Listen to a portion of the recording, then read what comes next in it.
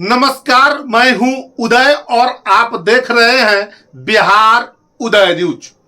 दोस्तों, आज हम बात करने वाले हैं इस वीडियो में माननीय मुख्यमंत्री नीतीश कुमार की महत्वाकांक्षी योजना ड्रीम प्रोजेक्ट की रहे मुख्यमंत्री की योजना नल जल योजना के बारे में। ठीक सुना, नल जल यानी पाइपलाइन के माध्यम से शुद्ध पानी मुहैया कराना इस योजना का मुख्य उद्देश्य था। हर घर नल से जल, माननीय मुख्यमंत्री नीतीश कुमार का ड्रीम प्रोजेक्ट। अब हम इसी को लेकर आज बात करने वाले हैं।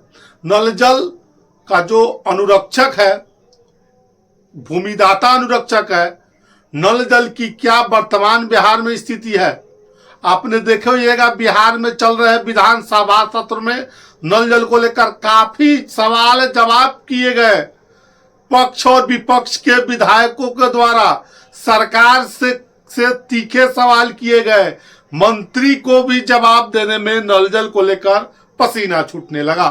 बहरहाल दोस्तों, हम नल जल के बारे में बातें करें, तमाम बातें बताना शुरू करें उससे पहले आपसे करवत आग्रह है कि अगर आप चैनल पर नए हैं तो चैनल को सब्सक्राइब कर लीजिए, बेल आइकन दबा लीजिए, जिससे आपको आगे की जानकारी मिलता रहे।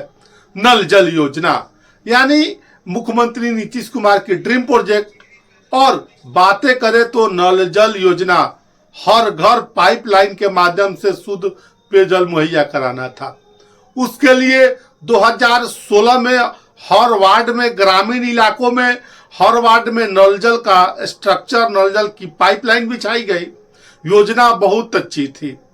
और 2023 के तक पंचायती राज विभाग के अंदर जो ग्रामीण इलाकों में पेयजल मुहैया कराए जा रहे थे, उसको लेकर वार्ड क्रियान्वयन प्रबंधन समिति इसका संचालन करती थी। वार्ड सदस्य इसके अध्यक्ष होते थे।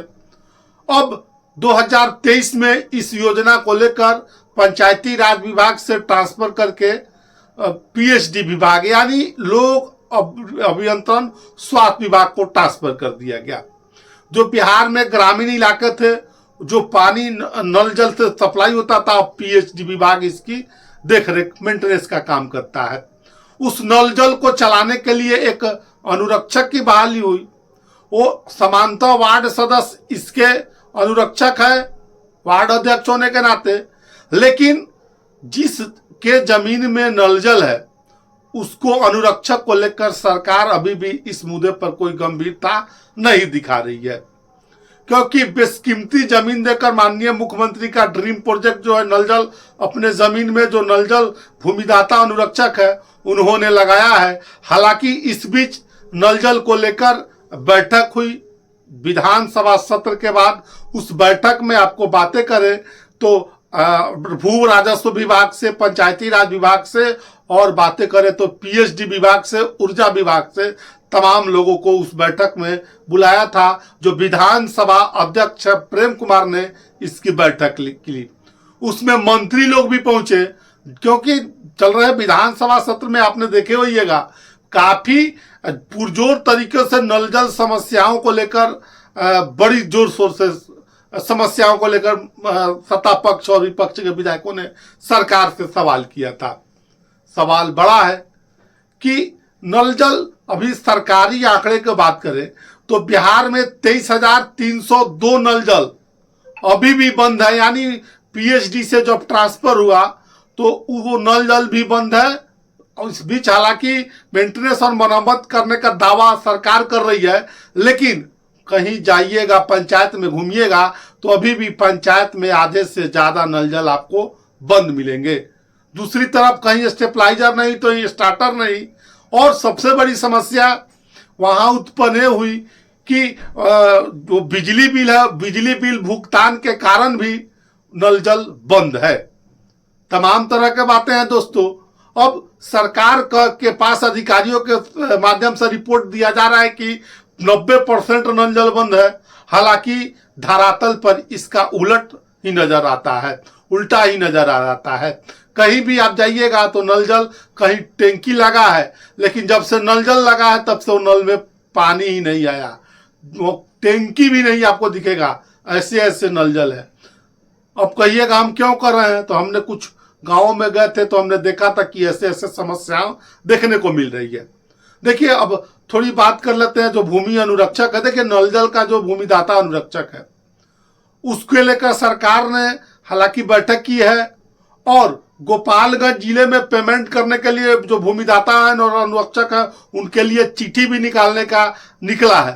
सारण गोपालगंज सिवान क्षेत्र में चिट्ठी भी निकला है। तो हमने पिछले वीडियो में आपको बताया था कि उस चिट्ठी में ये कहा गया है कि जो वार्ड क्रियान्वयन प्रबंधन समिति के अध्यक्ष और सचिव है, अगर उस जमीन दाता को, भूमि दाता को जो नल जल का अनुरक्षक है उसको पेमेंट नहीं करते हैं तो उन पर FIR किया जाएगा, यानी FIR करके उन पर कानूनी कार्रवाई की जाएगी।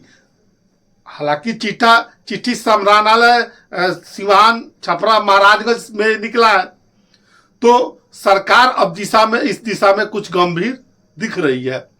लेकिन सवाल ये है कि नल जल फेलियर क्यों साबित हो रहा है, क्योंकि सरकार इतना पैसा खर्च करने के बाद अब गर्मी का दिन आ गया है, पानी पीने के लिए लोग गर्मी में तरसेंगे। करोड़ों अरबों हजारों करोड़ रुपए खर्च करने के बाद भी क्यों नहीं नल जल सुचारू रूप से चल रहा है। ये सवाल इसलिए भी बड़ा है क्योंकि सरकार पैसे भेज रही है और नल जल सुचारू रूप से नहीं चल रहा है, इसकी भी जांच होनी चाहिए।